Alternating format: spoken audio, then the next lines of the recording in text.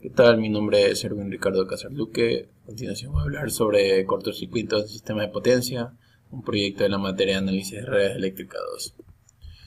Bueno, principalmente un cortocircuito es una falla en un sistema que en cualquier evento que interrumpe su funcionamiento típico. Ya puede ser por fenómenos físicos, ambientales o fenómenos humanos.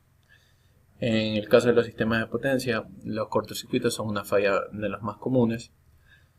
Y un cortocircuito en qué consiste en la conexión directa o mediante un objeto externo a dos conductores a distintos niveles de potencial eléctrico. Bueno, el problema en sí es un sistema trifásico que está perfectamente balanceado y por tanto puede ser modelado mediante su equivalente monofásico. Y el cortocircuito se va a dar mediante la conexión directa entre las tres fases y el neutro. Por tanto, se lo puede tomar como que si se hubiera balanceado igual cuando haya la falla.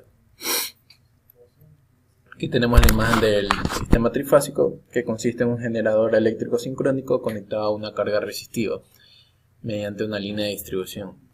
La falla se da en las terminales de la carga resistiva, que es la parte de acá, inicia carga trifásica, y se representa usando un interruptor que va a cerrar y que se cierra en el momento que el fallo ocurre.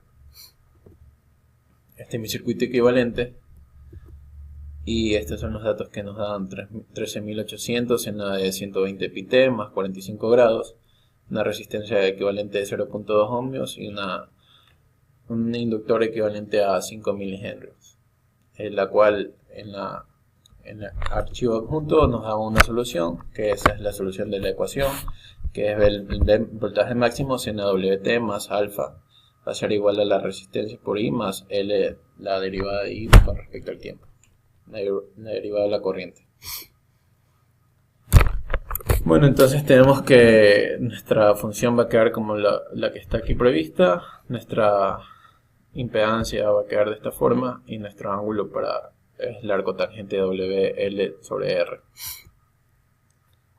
¿Qué significa cada uno? El valor de alfa determina el valor inicial de tensión cuando se cierra el circuito.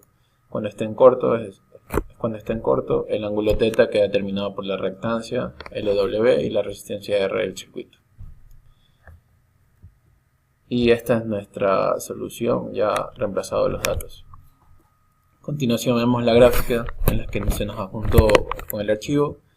Y aquí está graficada. Como no se puede ver, como es un valor muy grande, 7280, se lo redujo a una gráfica más pequeña y se puede ver que la gráfica aquí solo está desde el momento que parte el fallo. En cambio la gráfica de acá está desde su momento estable hasta que parte el fallo, que se dispara el inductor. ¿Qué es la componente DC de la corriente de falla? Y explique cómo se ve afectada por el momento en el que ocurre la falla. La componente DC es el término periódico de la ecuación diferencial y esta decae exponencialmente con una constante de tiempo L sobre R.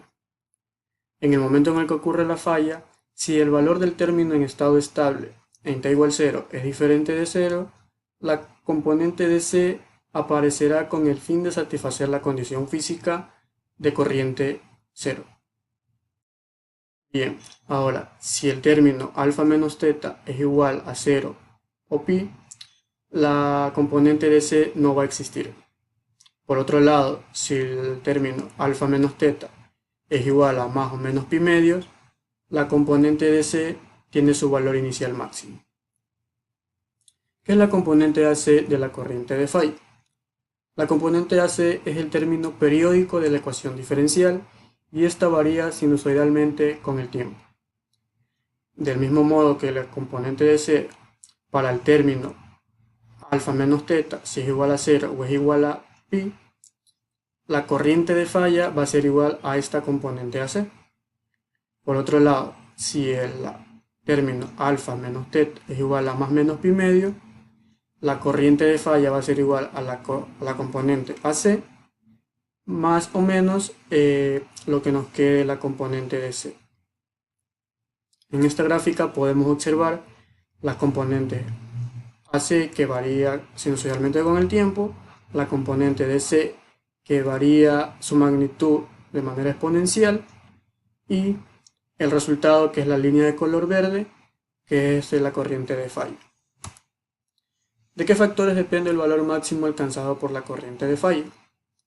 Esta va a depender del ángulo de fase entre la señal e impedancia del circuito, del término alfa menos teta igual a más menos pi medio, la frecuencia W, la constante de tiempo tau R sobre L y del tiempo. Muchas gracias.